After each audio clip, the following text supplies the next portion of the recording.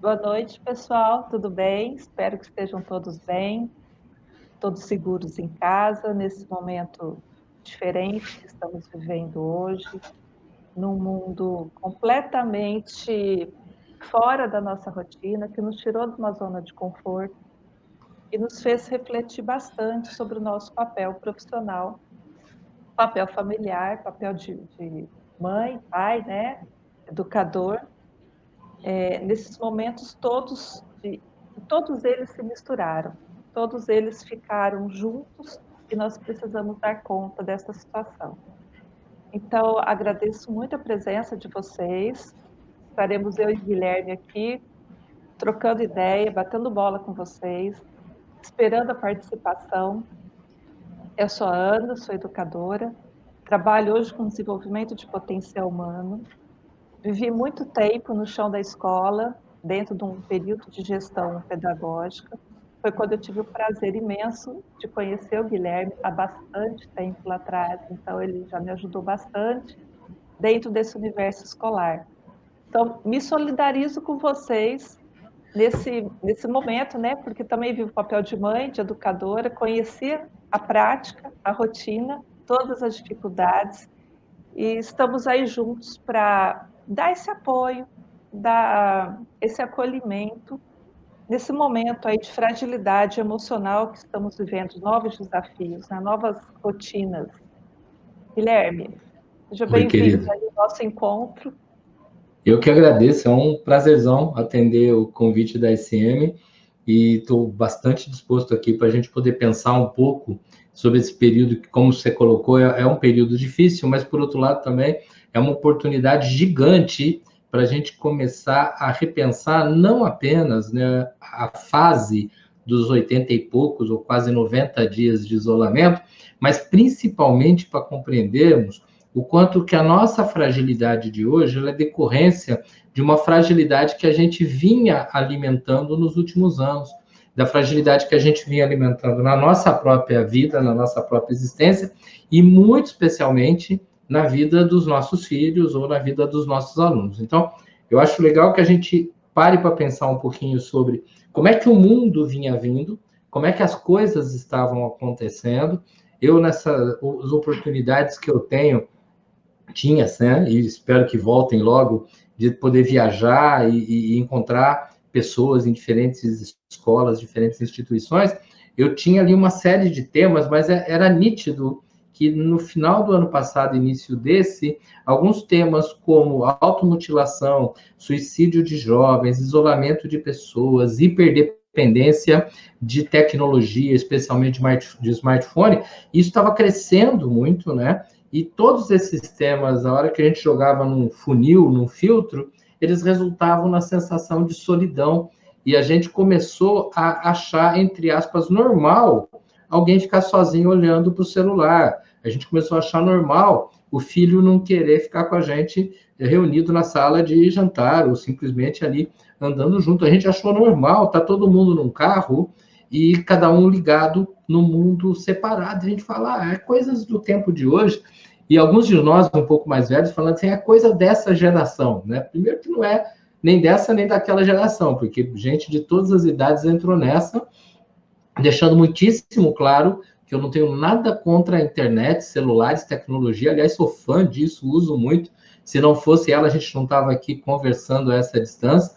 Uma pergunta que me atormenta muito é como seria essa pandemia há 30 anos atrás, sem essa tecnologia para nos ajudar. Ia ser terrível em muitos aspectos, tá? Mas olha que doido, né? A gente foi educando nossos filhos para que eles tivessem muito amor próprio no sentido, cuida de você, você primeiro, você merece tudo. E quando eu educo alguém para ter muito amor próprio, eu educo alguém para não conseguir ou para ter dificuldade de dar amor ao outro, de respeitar o espaço do outro, de andar em equipe, trabalhar em equipe, né? E a gente chega num momento marcante, né, da história da humanidade, em que, de repente, a gente vê aí movimentos pelo mundo, a começar dos Estados Unidos, falando sobre antirracismo, antifascismo, algumas pessoas discutindo a questão da mulher sendo humilhada, e esse 2020 fica a cara da década de 1960, quando a gente tinha exatamente os mesmos movimentos, e a pergunta é, e agora, né? Quem vai ser o Luther King que vai tentar levantar e vai tentar nos ajudar? Então, acho bacana pensar assim, estamos vivendo algum problema? Sim. A culpa é 100% da Covid-19? A culpa do ponto de vista biológico? Sim. Mas nós estávamos desaprendendo o diálogo, as relações, por isso que muitas vezes estar dentro de casa, estar com as pessoas, passou a ser mais difícil do que a gente imaginava.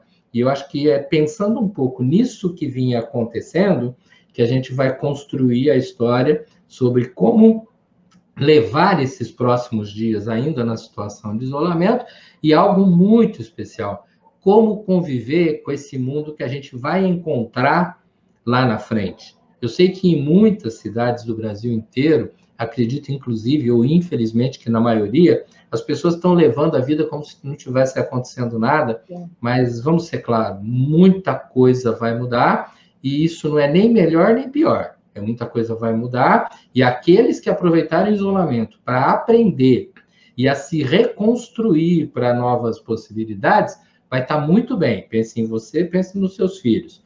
E aqueles que aproveitarem o período do isolamento para reclamar da vida, esses, infelizmente, vão ficar para a história.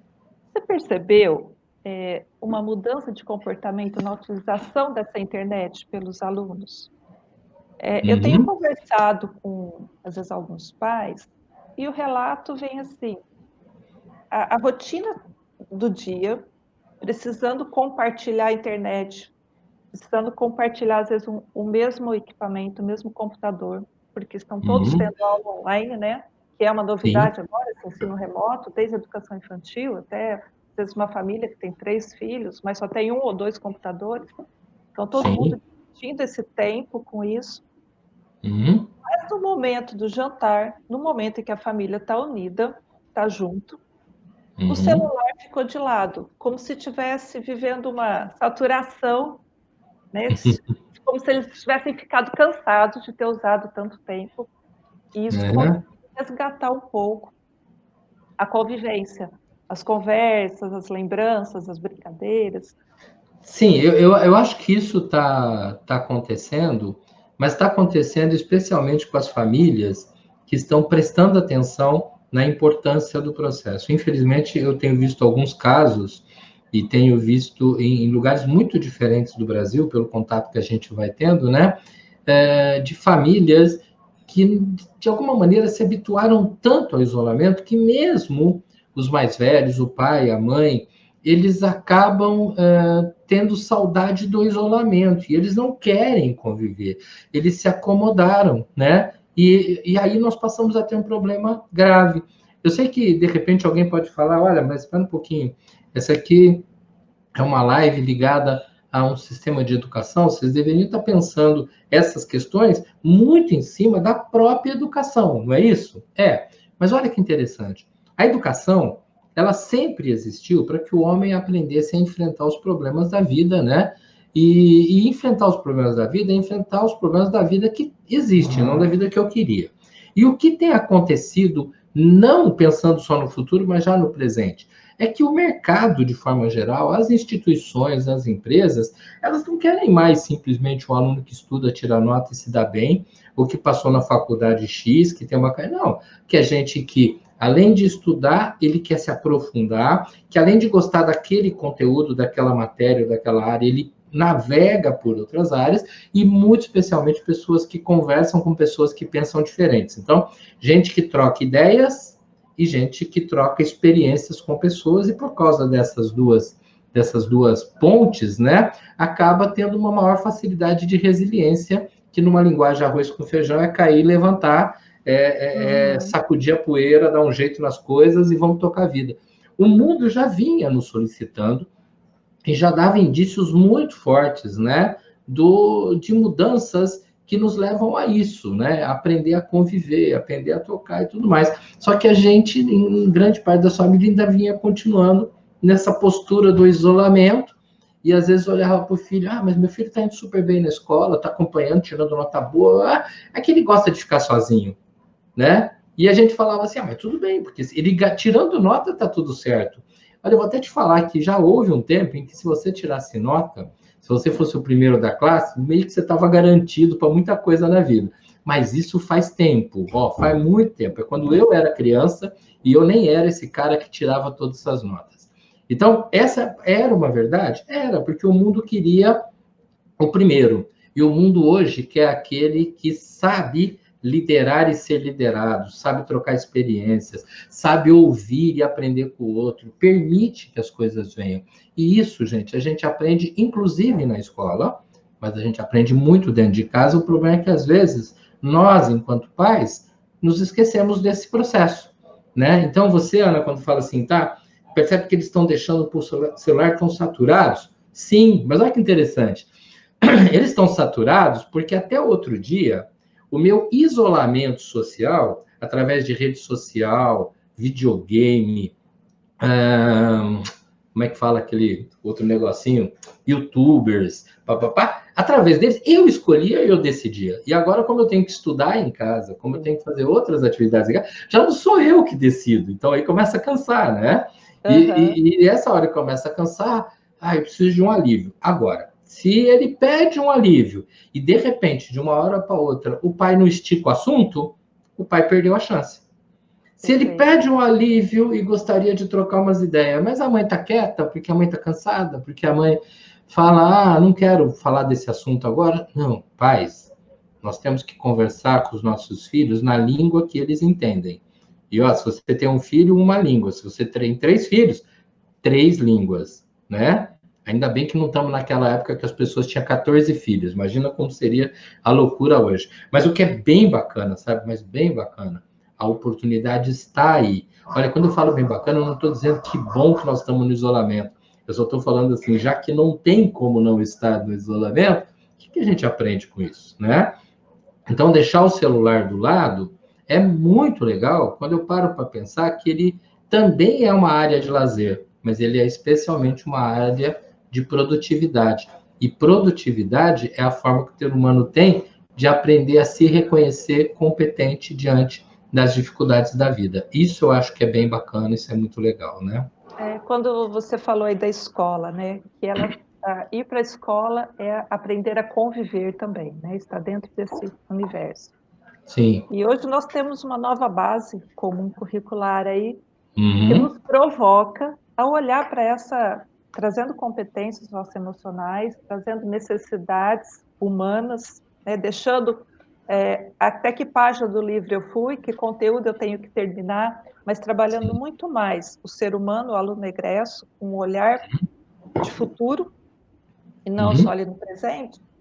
E aí a gente pega nos campos olha que bacana, no campo da experiência da educação infantil, ele vem lá para a gente trabalhar como objetivo de desenvolvimento o eu, o nós, o eu, o outro e o nós. E olha Uhum. que oportunidade de desenvolver esse campo de experiência dentro de casa, porque Sim. esse eu autônomo, onde as crianças estão se organizando numa nova rotina, né, de estudo, as famílias ganharam um tempo também para olhar para esse outro, para identificar o quanto esse outro faz parte do meu dia a dia, muito mais presente do que antes, Sim. porque antes nós tínhamos, inclusive, o apoio de pessoas externas para ajudar nessa educação dos filhos, na convivência, e hoje os nossos funcionários estão também isolados, seguros na casa deles, então a família toda está com isso. Para chegar no nós, o quanto esse grupo, né, o quanto eu preciso ajudar a sociedade, eu preciso ajudar a comunidade ficando realmente em casa, tomando todos os cuidados que a gente tem como regra aí, né, de quando sair só em situações essenciais e tudo mais. Uhum. E ter essa abertura para todos nós, e não ficar nesse nós isolado. Então, se eu cuido da minha família, tudo bem. Isso, Uhum. Sim. essa é uma história que já deveria estar sendo vivenciada na escola há muito tempo. Então, quando o Sim. aluno do ensino médio, do Fundamental 2, passa, chega, sem ter tido essa atenção, né, intencional dentro do seu currículo, e hoje ele se vê tendo que resgatar tudo isso, essa Uhum. convivência em casa, na família, é uma baita de uma oportunidade de Sim. colocar, de deixar ele até atualizado, né, nesse termo de relacionamento social. Eu acho que é legal, né, quando a gente para pensar, nós estamos num mix aí com pais, educadores, e para as famílias talvez não fique muito claro, né, o que é esse conceito, né, da BNCC, mas é muito interessante a gente partir de um dado matemático, né, a BNCC é uma estrutura em que você tem 10 pilares para pensar a educação, e o mais interessante é que 5 deles falam aprender a conviver. 5 deles tratam de relacionamento interpessoal. A BNCC deveria entrar com tudo nesse ano que nós estamos, o ano mal começou, nós fomos parar no isolamento, então, na prática, ela não começou a acontecer, mas é muito importante que os educadores que já vinham se preparando para isso, e os pais, alguns que sabiam do processo e outros que não tinham muita clareza, comecem a seguir bem isso que você falou, Ana, que é a questão do cuidar do eu, e olha, do eu a maioria já vinha cuidando, tá? Cuidar do outro, muita gente cuidava do outro, aliás, tinha gente que conseguia cuidar do eu e do outro, e tinha gente que tão preocupada com o outro que descuidava da própria história, né? Então, assim, eu preciso cuidar de quem eu sou, cuidar de quem está ao meu lado, eu preciso cuidar do nós, o quanto que nós trabalhamos juntos, e a expressão final que é o todos nós, né? É interessante quando eu me vejo isolado há muitas semanas aqui dentro da minha casa com a minha família, eu falo, gente, o nós aqui tá ótimo, tá todo mundo bem, além de estarmos seguros com relação à saúde, nós estamos dialogando, tá conversando, tá muito bom. Sim, mas e o mundo lá fora? Ah, mas o mundo lá fora eu não posso fazer nada. Posso sim. Eu posso fazer muita coisa com o mundo lá fora. Eu posso evitar de gerar contatos e conflitos, eu posso colocar ideias para que as outras pessoas também se cuidem. É lógico que eu entendo que existem pessoas que não têm a alternativa que eu tenho de poder estar trabalhando em casa, então que elas se cuidem nesses outros lugares. Eu posso usar o meu braço para abraçar os que estão próximos, a minha boca para acarinhar as pessoas que estão distantes. E isso é um exercício que nós adultos precisamos estar realizando para que nossos filhos aprendam não simplesmente pelo nosso ato de fala, mas pelo nosso ato de Pelo prática, exemplo, né? né? Pelo exemplo. Porque a gente fala muito para os nossos filhos, olha, não faz isso não, não fala desse jeito, respeita não sei quem, blá, blá, blá. E às vezes o nosso filho vê a gente com uma atitude que não é exatamente aquela. Não estou dizendo que a gente está fazendo coisa tão errada, mas eu preciso dar o exemplo, eu preciso mostrar para o meu filho que eu peguei o celular para conversar com alguém que eu sei que está sozinho. E eu estou batendo papo também porque eu tenho saudade, mas porque eu quero servir de alimento, né, para essa outra pessoa que está do outro lado. Eu quero me dedicar a outra pessoa. Eu quero ser alimentado das ideias de outro e servir de alimento para os próximos. Então, quando eu começo a dar exemplos para os meus filhos falam, cara, eu acho que esse negócio é legal.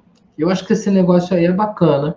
Eu vejo que depois que a minha mãe e meu pai conversam com alguém, parece que eles ficam mais leves, eles se sentem bem, né? Só que tem uns pais, gente, mas eu vou falar, porque eu tenho certeza que não veio nenhum aqui hoje para a live, então a gente pode falar mal à vontade. Tem uns pais que nasceram para criticar o mundo. Existem pessoas que elas estão tão preocupadas de se considerar deuses que elas simplesmente vão contra tudo.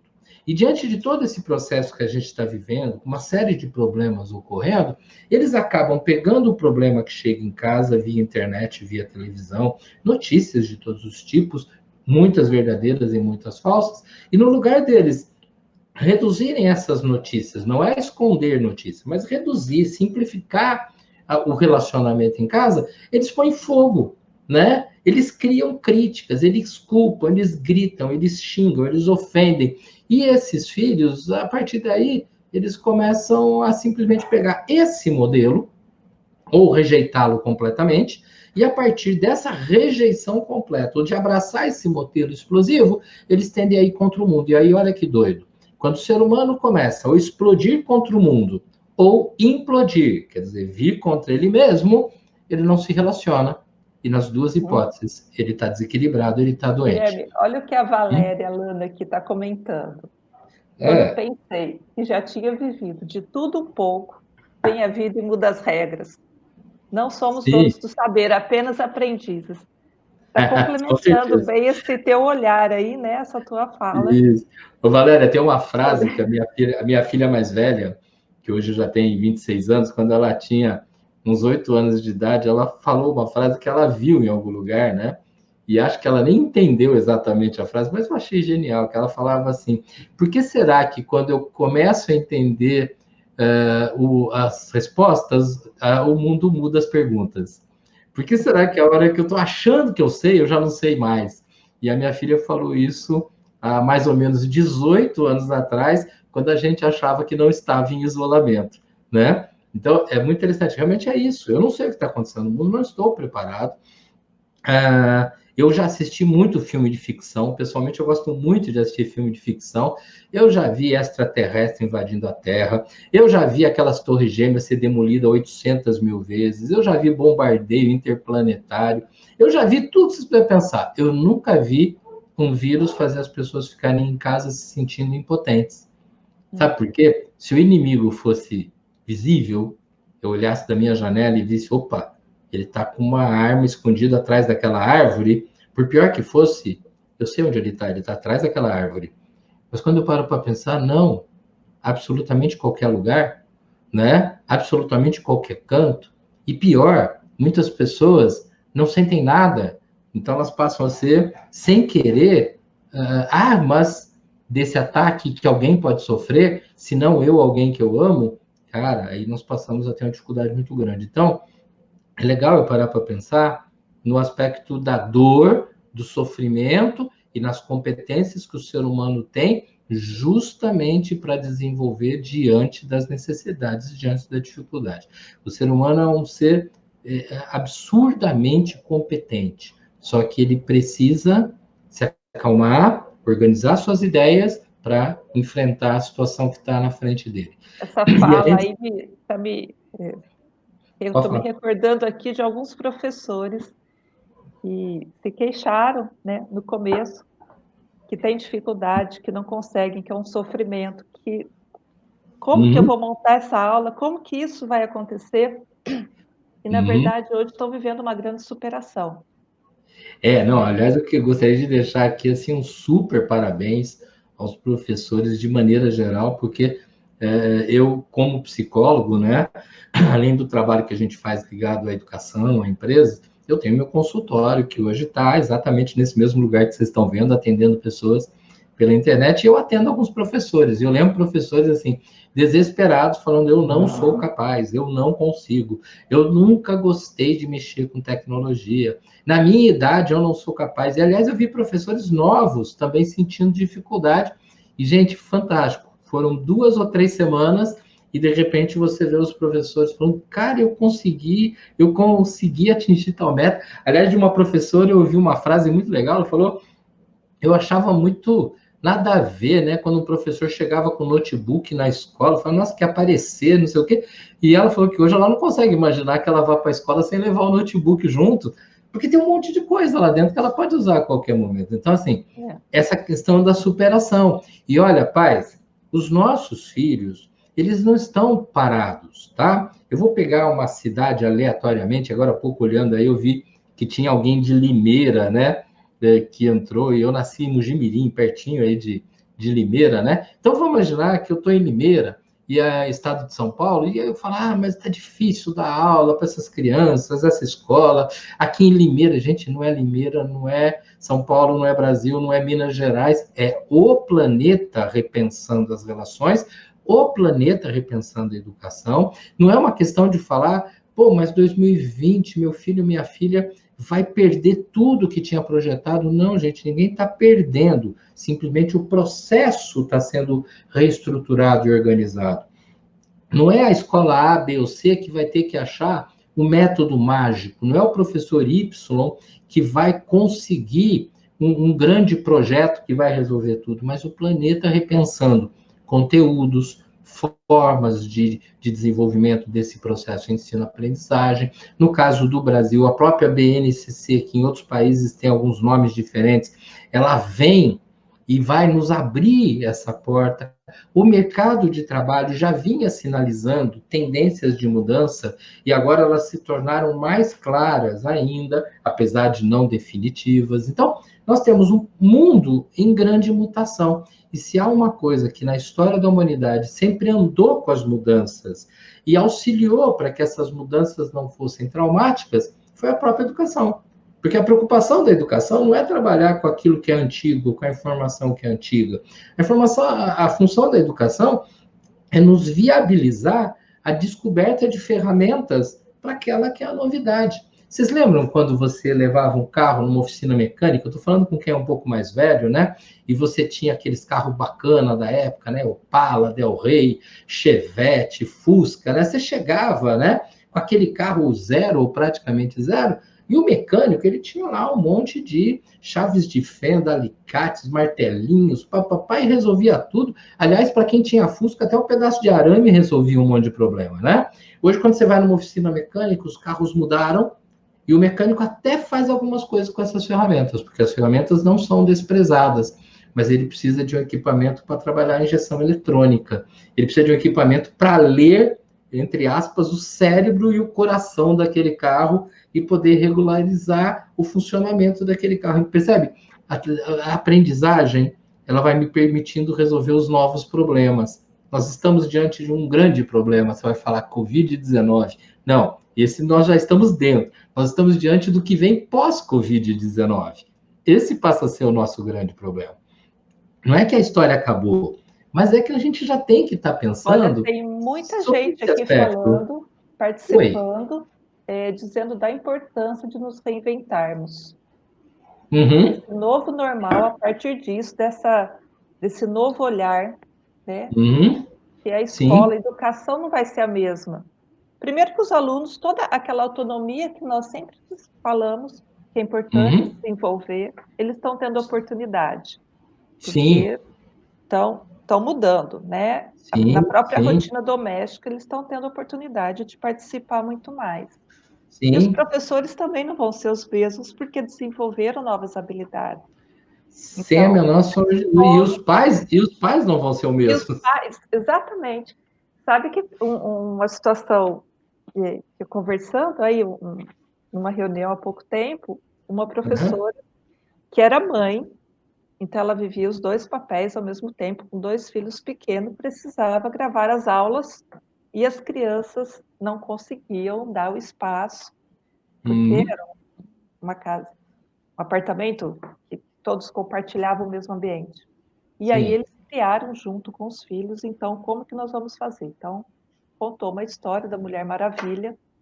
No momento de aula, a fantasia, a mãe colocou uma capa, era a hora da Mulher Maravilha entrar em ação, então as crianças Uhum. ficavam do lado de fora, quietos, em silêncio, esperando ela realizar aquela função, né, aquele Tá, trabalho. tá. Então houve uma ressignificação desse papel da mãe profissional, Uhum. do filho que precisava ficar quieto, mas ele foi envolvido, ele entrou nesse processo e fez parte dessa nova rotina. Outro Uhum. caso engraçado, assim, interessante, foi com uma conversa com os alunos de Fundamental 2, onde eles começaram a dizer que as aulas estavam, entediantes, que eles não conseguiam se concentrar, que eles ficavam pouco tempo, levantava muito, ficava Uhum. toda hora indo tomar água, conversava com os amigos, jogavam no meio da aula. E aí a provocação foi: "Ok, a aula é essa, essa nova escola, a escola não está fechada, a escola veio para dentro de casa, o Uhum. ambiente que nós temos é esse, o que é que você pode fazer para mudar e para se ajustar nisso, né, dando voz para esses alunos e essa autonomia". E foi Sim. interessante que eles chegaram à conclusão, então, iam fazer algumas experimentos, né, para ver o que que valeria a pena, e começaram a usar o uniforme da escola, ou a farda, que para quem é do norte e nordeste aí, Tá. durante as aulas, e Uhum. relataram que a partir do momento que eles vestiam, como se estivesse vestindo a capa da Mulher Maravilha, a capa do Super-Homem. Naquele momento, eles estavam representando aquele papel com muito mais intensidade, muito mais concentração e valendo a pena, né, e discutindo depois, usando esse momento para um crescimento. Sim, sim. Eu acho que isso é fundamental e acho extremamente importante. Eu gostaria, a hora que eu terminar de falar sobre isso, que voltasse à pergunta anterior, se fosse possível, que eu acho que é legal porque ela fala sobre isso. Já já eu vou falar com você, Valéria, tá? Eu acho interessante quando a gente fala em reinventar-se, né? Muitas pessoas falam, eu preciso me desconstruir. Eu pessoalmente não gosto muito dessa coisa do desconstruir. Por quê? Porque essa nova pessoa, eu vou usar meu nome, o novo Guilherme, ele não é alguém que apaga o passado e entra num novo mundo, e vamos lá. A gente não muda da água para o vinho, né? Então, na realidade, eu tenho que me abrir ao novo, mas não esquecer que as ferramentas antigas, elas continuam absolutamente importantes, né? É a convivência super bacana entre o lápis, a borracha e o notebook. A convivência super bacana entre a aula técnica lá na sala de aula, a aula pela internet e o brincar de rodas. É a convivência desse todo que eu tenho que levar, inclusive, para o meu ambiente de trabalho. Eu preciso que isso também esteja no meu ambiente de trabalho. E vamos lembrar, da mesma maneira como nós, nesse momento, estamos vendo os alunos se adaptando a uma determinada condição de aula, muitos dos adultos, mas muitos estão tendo que se adaptar a uma condição de trabalho, né? E é legal que o filho esteja vendo isso. Então, essa nova convivência, ela é importante nesse aspecto. Mas aí volta a pergunta que eu tinha solicitado aí na tela, da Valéria, né? Depois a Valéria manda aí de que cidade você é. Ela fala assim, o meu pensamento contínuo hoje é, se eu, professor, estou tendo tantas dificuldades, quer dizer, se eu que tenho um determinado padrão de conhecimento, como é que fica o aluno que não tem ferramentas ou não domina a tecnologia, como ele está se sentindo? Triste. Valéria, eu acho que ele está talvez mais que triste, tá? Eu tive uma conversa na semana passada com educadores do Rio Grande do Sul, mais diretamente da cidade de Estrela, né? E antes de conversar ali, enquanto eu conversava com o secretário da Educação, ele foi me apontando algumas coisas assim muito marcantes. Regiões ali da cidade, onde simplesmente, mesmo que você tenha um aparelho de celular ou um computador, não tem internet, ela não chega.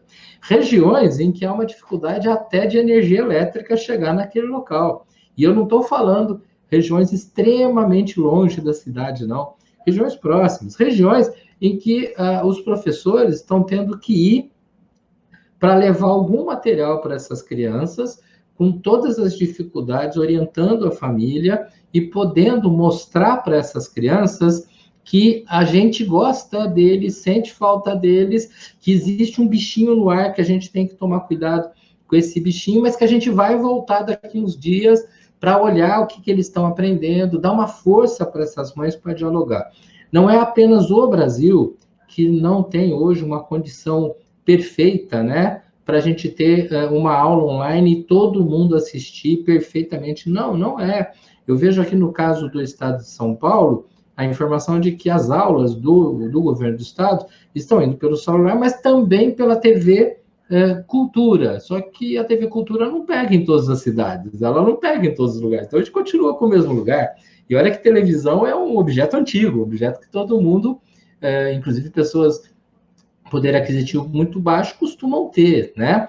Então, nós temos que entender algo. Nós não estamos vivendo, nesse momento, a nova escola. Nós estamos vivendo uma escola em transformação para uma nova escola lá na frente, ou para uma escola que a gente vai dar um outro nome lá na frente. A tecnologia, que está sendo experimentada, testada de forma bastante intensa agora, ela vai ser extremamente aproveitada lá na frente. As pessoas que não têm acesso a isso, crianças, adolescentes, famílias e tudo mais, elas estarão sendo encaixadas através de outras vias que ainda estão precisando ser estudadas, observadas, né?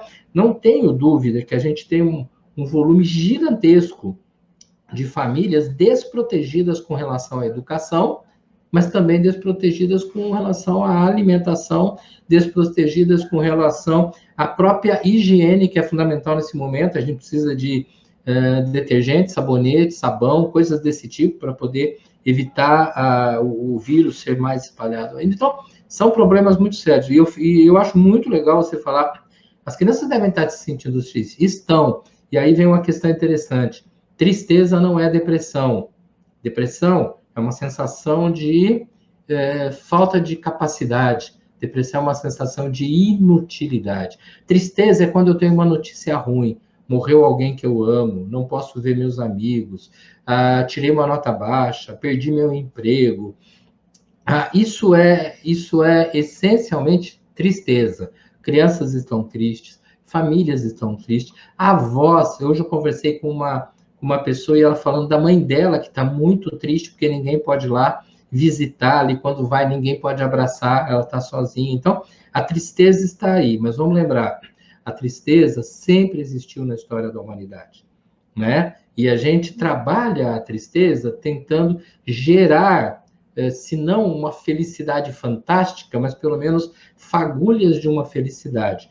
E isso pode acontecer a hora que ou a escola, ou um representante dela, ou alguém vai ao encontro dessa criança, desse aluno, mas aproveita, vai ao encontro dessa família e troca ideias, porque já que a internet não chega para levar o meu afeto, que chega o meu afeto, apesar da não existência da internet. Eu acho que esse é um problema. Agora, óbvio, todas as vezes que eu e a Ana falamos aqui hoje, assim, uma grande oportunidade, um grande momento de repensar, nós estamos falando dentro da oportunidade que estamos tendo e que reconhecemos que precisa ser de forma qualitativa melhorada, porque esse novo mundo, onde o conhecimento, e não somente ele, vai passar muito pelas redes, ele vai exigir uma melhoria dessas redes, e nesse aspecto, o Brasil não é o único lugar que está tendo tantas dificuldades, está tendo tantos problemas. Óbvio, países mais ricos têm facilidade, óbvio que países menores têm mais facilidade, óbvio que alguns lugares do planeta que a tecnologia está mega avançada tem, mas olha que doido, né? De maneira geral, o país onde mais se desenvolve tecnologia nessa área é a Índia. E a Índia é um dos países que, apesar de ter alguns aspectos tecnológicos tão avançados, tem uma pobreza tremendamente grande e que faz com que as pessoas fiquem quilômetros e quilômetros distantes sem essa chance também da aprendizagem. Mas pensando nos problemas como você pensa e ficando triste junto com as crianças por causa disso, que a gente tem motivos para ter uma ação, né? A gente precisa de motivo para ter uma ação e que a gente consiga desenvolver as melhores ações possíveis no sentido de que todos venham ser agraciados com a possibilidade do conhecimento, a possibilidade do afeto, e aí nós vamos ter uma BNCC de verdade funcionando. Ana? Martin Seligman, ele traz para a gente, faz parte da psicologia positiva, o exercício da gratidão, para que a gente consiga transitar e superar os nossos desafios, né? Nós estamos vivendo aí uma pandemia com tamanha tristeza, com tamanha desigualdade, com tamanha situações diversas, onde nós não temos o controle sobre isso, mas nós temos o controle sobre algumas coisas na nossa vida. Podemos afirmar que, se buscarmos essa gratidão nas pequenas coisas da nossa convivência, podemos aliviar um pouco essa tristeza. É muito interessante, porque o conceito de gratidão, que muitas pessoas usam por modismo, né? Porque é muito comum você estar na rede social e alguém põe duas mãozinhas e fala gratidão, põe gratidão, e depois fala mal pelas costas, depois briga, discute, não sei o que, fala, para um pouco, né?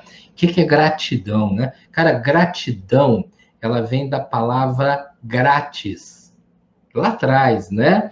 O que que é algo grátis? É algo que vem de graça, tá ok? Quando você vai dentro dos textos bíblicos, e por favor, não se preocupe que eu não vou misturar religião com o nosso assunto, tá? E você vai entender o que que é ter a graça, né? A graça quer dizer um dom imerecido, um presente imerecido, algo que eu não preciso fazer algo muito bom para você me devolver, mas você me dá a graça na medida em que você está em paz com você. Então, ter gratidão para com alguém, para com um grupo, para minha família, tá? Ter gratidão é, em primeiro lugar, você estar em paz com você mesmo.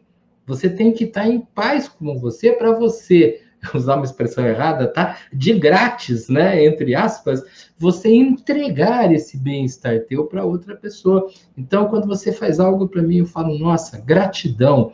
Eu não estou falando, olha, obrigado, que é uma expressão comum que a gente usa até quando está fazendo uma compra no mercado, né? E foi bem atendido. Não, gratidão. Cara, eu quero que essa sensação de bem-estar que eu tenho chegue até você. E esse é um aspecto muito interessante e que na tendência que vínhamos do isolamento das pessoas, lembra que eu estou falando daquele isolamento que cada um se isolava no seu canto por vontade própria e até por muito prazer próprio, tá? Aquela tendência ia contra a gratidão. Então eu ficava aqui no meu celular digitando gratidão para todo mundo e não conversava com a minha família. Eu era gratidão para todo lado, porque teve uma hora, inclusive, que a palavra virou moda, né? Eu mandava o tal do gratidão para todo mundo e as pessoas falavam, nossa, que pessoa de paz. Não, se eu tivesse tão em paz, eu estava conversando com a minha família em casa, né? Eu estava prestando atenção nas coisas do meu dia a dia, na minha prática da distribuição de algo bom. Você fala, mas espera aí, e se eu não estiver bem? O que que eu passo para os outros? Se você não está bem, você se alimenta dos outros. Só que para que eu, não estando bem, me alimente dos outros, primeira coisa, baixa a voz. Segunda coisa, presta atenção no que os outros falam. Terceira coisa, aprende a linguagem do outro. Depois respira um pouco. Dependendo do caso, respira uns 3 dias. E aí você volta e começa a dialogar com aquele alguém, né? Então eu preciso compreender, gente, uma coisa muito clara, sabe? Se eu estou bem, eu entrego. Se eu estou mal, respira, aguenta, não é engole, tá? Não é, ai, ficar me arrebentando, não. Ouve o que os outros estão falando. Às vezes a gente está mal e a gente não ouve o que os outros estão falando. A gente não presta atenção. Olha, eu gosto muito do apesar de. Sim. Apesar de estar nesta situação, o que eu posso fazer? O que eu posso Uhum. contemplar? Aonde eu posso buscar força? Onde eu posso buscar energia? De que Uhum. maneira podemos desenvolver resiliência?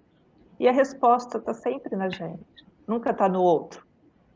Sim, sim. Porque, né, Uhum. você está colocando a sua autonomia. Então, isso tanto vale para os pais que estão nesse momento Uhum. de isolamento social, com todos os filhos, com todos os papéis misturados, com todos os professores que têm aí uma demanda de prepará-los, de desenvolver conteúdo, e não tem rede, não tem internet, não tem o material, não tem isso, mas apesar disso, o Uhum. que é realmente que esse aluno precisa aprender? Né? O que é que está Uhum. por trás disso? Será que é só o conteúdo? Será que é só o livro? Nós estamos Uhum. migrando de uma educação tradicional, onde o foco era no conteúdo. Hoje nós Sim. temos as habilidades para desenvolver, né? Para chegar nas competências.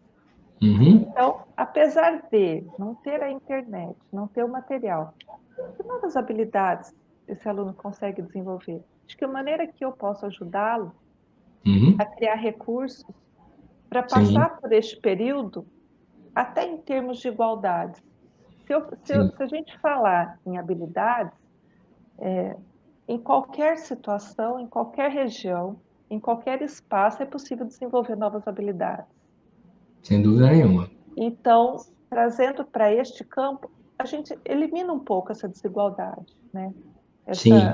Eu não tenho isso, eu não tenho aquilo, mas o que eu preciso desenvolver, muitas vezes consegue desenvolver até no nível com uma qualidade Uhum. acima do outro que teve, né, o Sim, sim. recurso. Eu acho interessante, né? E de novo eu vou pedir para depois devolverem a última questão que foi colocada na tela. Eu gostaria de conversar sobre ela também. Essa questão do desenvolvimento de habilidades, né? É importante a gente notar que está na gente, está. Agora, como é que eu descubro? E muitas vezes essa é a pergunta que o aluno faz. Ontem eu recebi uma pergunta semelhante de um aluno de ensino médio lá da cidade de Cáceres, no Mato Grosso. Eu tive um bate-papo com os alunos de lá, né? E ele me perguntou, eu já ouvi isso da boca de pais e tenho ouvido isso muito da boca dos professores, né? Cara, mas eu não estou conseguindo descobrir a minha habilidade, a minha capacidade, a minha competência, né? Como é que faz para eu me sentir motivado? Como é que eu faço para entrar nesse processo? Ó, a motivação que eu falei lá atrás, e que é onde eu encontro essa força toda, né? Essa motivação, ela vem por dois caminhos. Ou eu tenho um problema, então eu tenho um motivo, e aí eu tenho que tomar uma decisão. Ou eu tenho um sonho, e aí eu tenho um motivo, e aí eu tenho que tomar uma decisão. Então, de maneira geral, o ser humano caminha porque ele tem um motivo, tá? Eu tô, várias vezes, vocês me viram pegando uma caneca aqui para beber água, tá? E eu tô bebendo água porque eu criei o hábito, né, de tantos médicos falarem, ó, bebe água, se cuida. Na verdade, eu não tô com sede, tá? Mas eu tenho um projeto de vida e eu fui orientado para cuidar da minha saúde. Então, eu vou bebendo água pelo meu projeto de vida. Eu poderia estar bebendo água por um outro motivo. Eu poderia estar aqui absurdamente morrendo de sede, não tem água, não tem água. Aí, de repente, alguém fala, olha, tem água a 100 metros daqui. E eu falo, gente, para um pouquinho, eu volto já já, pego uma caneca e saio correndo. Eu vou 100 metros daqui beber água. Eu tive uma ação porque eu tinha um grande motivo, minha sede, né? E de vez em quando eu tenho uma ação que é muito melhor, lógico, quando eu tenho um grande sonho. A gente vinha perdendo o sonho, né? A pergunta que tentaram achar aí para me devolver, eu não conseguiram, eu não vou lembrar o texto certinho, mas ela falava dos professores estarem se sentindo desprotegidos, né? Olha, existem duas coisas muito claras nesse momento. Na hora que a gente entrou nesse processo de isolamento, ela falava aí, sobre isso, não tá aqui conseguir na frente. passar o conhecimento que Não, não, não. gostaria. Não, é essa que entrou agora. Os profissionais da Ah, educação também precisam ser protegidos. Eu não sei se eu vou falar teu nome errado, né? Eu acho que é Meiri. Se não for isso, você me perdoa, tá? Mas eu achei interessante falar, os professores precisam ser protegidos, porque o que aconteceu na hora que a gente entrou nesse processo é que as escolas, como também as outras empresas, as indústrias, os shoppings, as lojas de rua, todo mundo entrou em estado de pânico e todo mundo queria achar uma solução.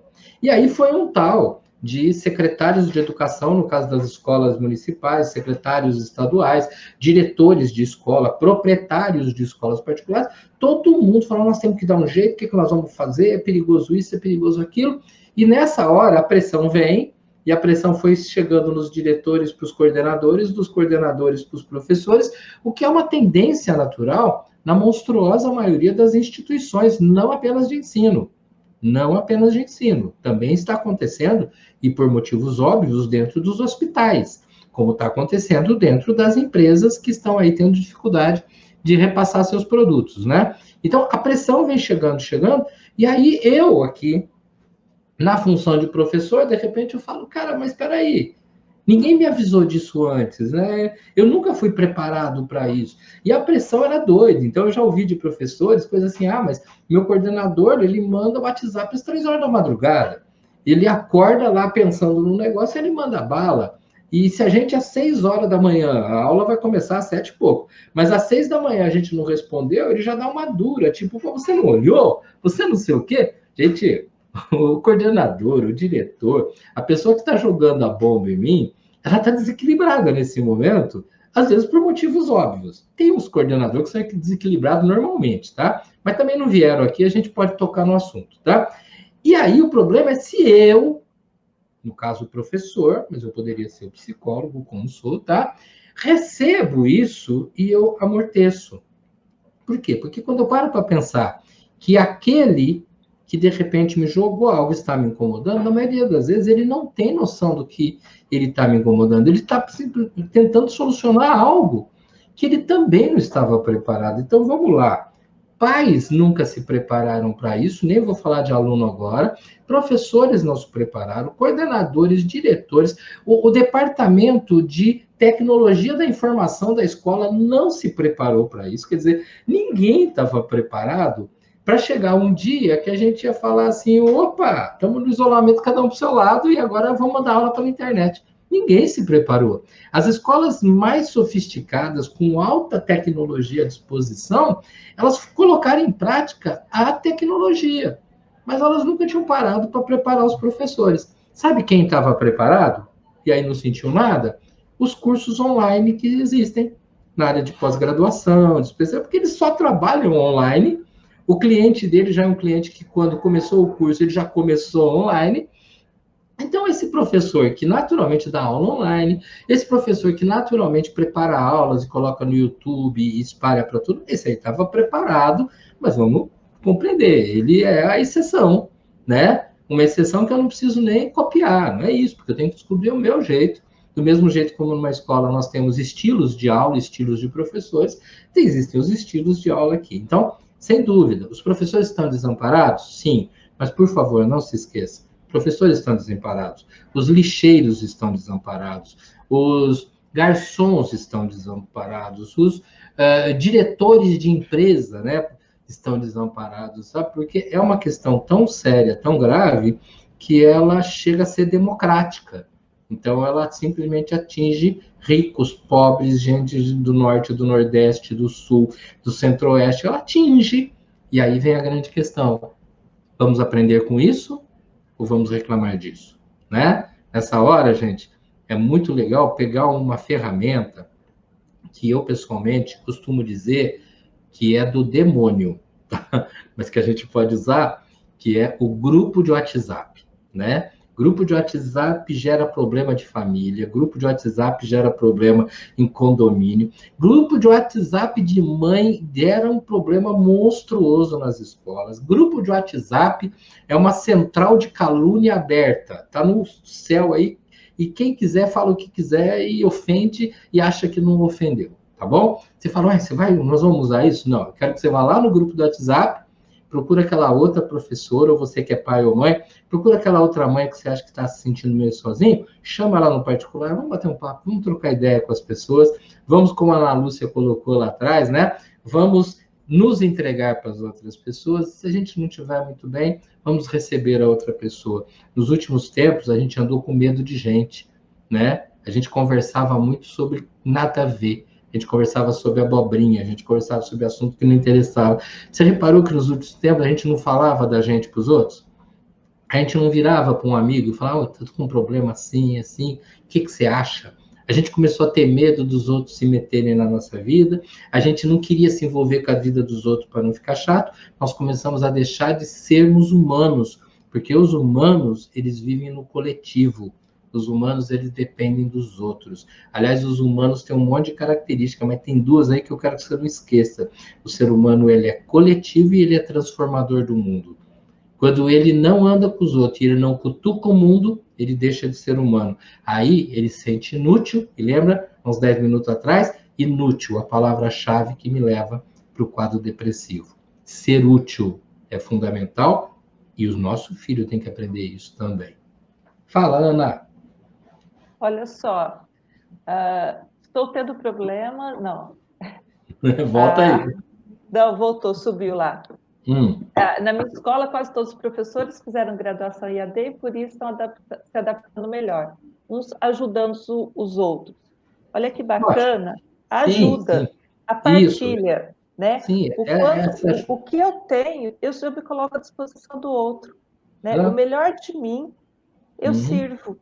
Senão não faz sentido, né? Vivermos um mundo egocêntrico, e onde aquilo que eu sei eu guardo para mim, achando, acreditando, tendo uma crença falsa que tudo aquilo que eu sei e que eu guardo para mim é um diferencial competitivo. Exato. E, pelo contrário, aquilo que eu sei, que eu guardo para mim e que eu não compartilho, me isola.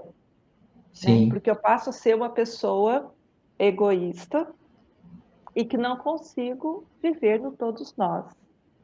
Exato, exato. Eu acho interessantíssimo quando ela fala, aqui nós tínhamos a experiência do EAD, né? Pô, fantástico, até porque o EAD cada vez mais vai fazer parte da vida de todo mundo, um milhão de sentidos mesmo. Eu mesmo, nas próximas semanas, estou lançando um curso sobre disciplina que vai ser basicamente no sistema EAD, não tem outra conversa, né?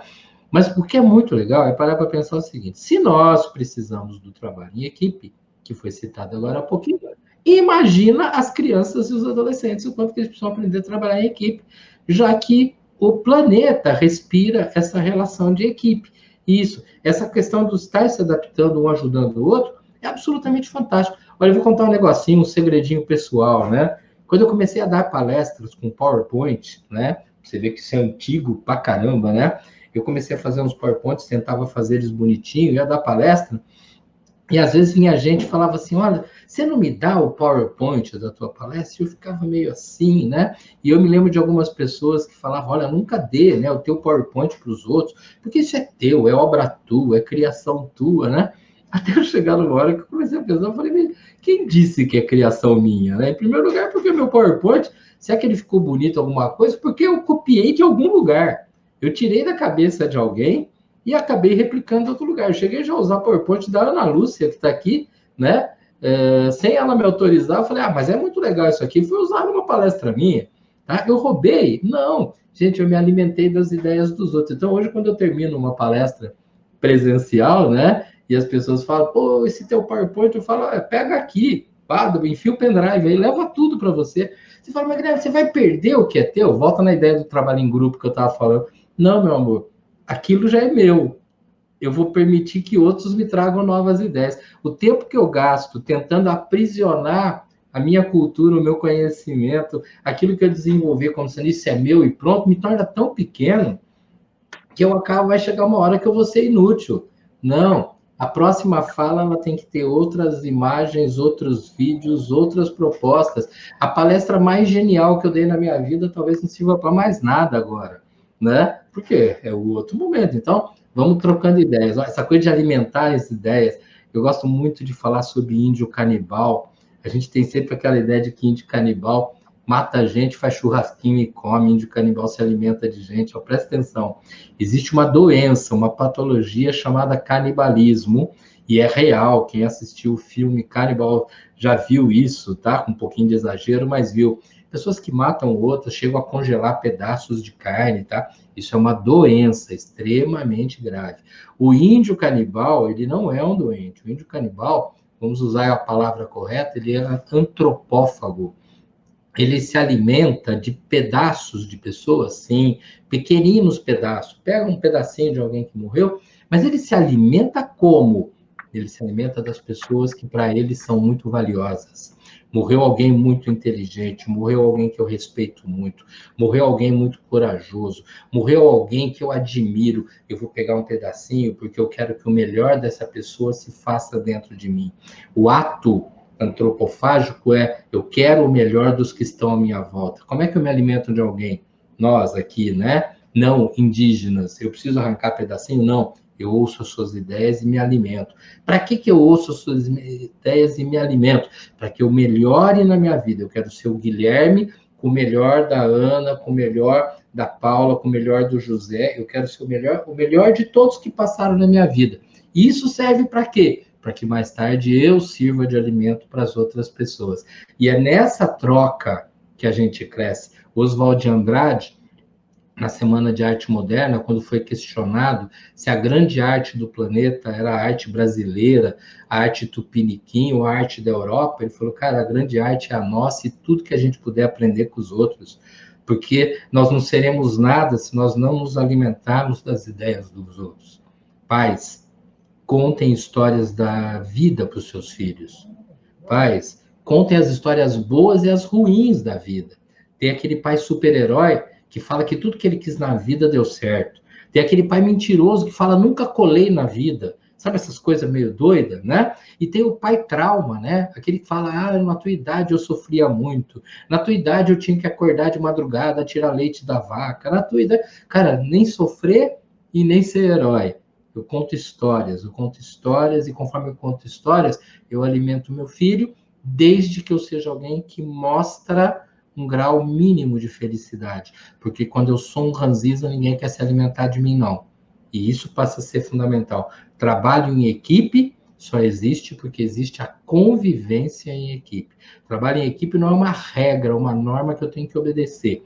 O viver em grupo, viver socialmente é legal. E ó, que bacana, a gente não está podendo reunir para comer pizza lá fora, mas a gente pode vir diante de uma tela com 700 trilhões de novos aplicativos e bater papo com as pessoas. E por aí a gente consegue o melhor possível para esse momento. Esperemos que haja um melhor mais que esse para o futuro. Muitos elogios aqui, viu, Guilherme? Gente do Brasil todo. Que bom. Dizendo, olha, motivação certa, perfeitas colocações, parabéns pela eloquência, excelente trabalho. A vida é um constante aprendizado. Riquíssima live, estou muito feliz. Que bacana. Fico felizão com isso. Muito vou até jantar mais feliz. Todo mundo. Nós já estamos aí chegando no final, né? Desse nosso encontro. Sim, eu queria deixar alguns recadinhos aqui antes de ir embora. Você tem mais alguma pergunta ou não? Não, acho que ok. Alguém gostaria aí? Última pergunta maravilhosa. Aproveitem. Bom, vamos lá. Eu só queria deixar alguns recadinhos. Algumas pessoas talvez me conheçam de alguns lugares. Quem não me conhece, se quiser entrar em contato, tá? Deve entrar aí para vocês alguns endereços meus, tá? Isso aí, ó. Meu site é www.guilhermedavoli.com.br. Você entra lá, você vai ver alguns textos. Se você quiser receber textos meus, você coloca teu nome, teu e-mail, e aí quando eu escrevo algum texto novo, você recebe por e-mail, aquele negócio antigo que ainda existe. São textos maravilhosos, viu, gente? Coloquem, Obrigadão. Porque ele manda. É legal. Eu tenho uma coleção. E tá numa coluna que chama Andei Pensando, lá dentro. Tá. Então, por lá, na minha pasta, sentei e li. É maravilhoso. Obrigadão, Ana, obrigadão. Ó, então, você entra no site, tá? Você vai ver que no site tem um botãozinho do WhatsApp que fica flutuando. Então, se você quiser entrar em contato pelo WhatsApp, você clica lá, cai no WhatsApp, a gente troca uma ideiazinha. Às vezes eu demoro um pouco para responder por causa da correria, mas a gente bate um papo, tá?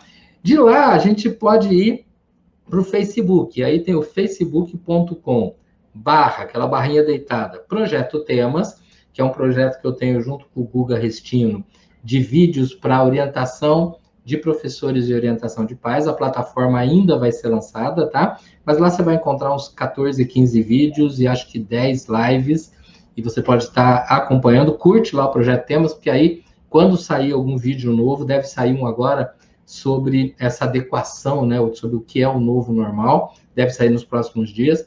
Então, vai lá, curte, se acompanha aquilo, e de lá você fica sabendo as novidades, inclusive esse curso que eu falei que vai ser lançado aí nas próximas semanas. Existe um outro Facebook, que é facebook.com/Guilherme Davoli. Tem o Instagram, para quem gosta de seguir, é o @Projeto Temas Oficial, tá?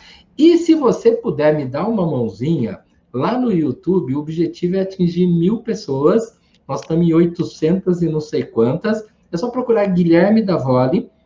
Você vai ver um G bem grandão, verde. Acompanha lá, deve ter hoje por volta aí de uns 85, 86 vídeos entre palestras, entrevistas, tá bom? E inclusive essa aqui que a gente está realizando com a SM, nos próximos dias está indo para lá também. Mas olha, eu quero agradecer de coração o convite da SM. A SM poderia me mandar um monte de gente para conversar comigo, mandou a Ana Lúcia, fiquei mais feliz ainda, porque é uma pessoa que eu amo de coração, ela e toda a família dela. Quero me colocar à disposição de todo mundo e desejar também de coração que Deus abençoe a todos vocês. Tá ok?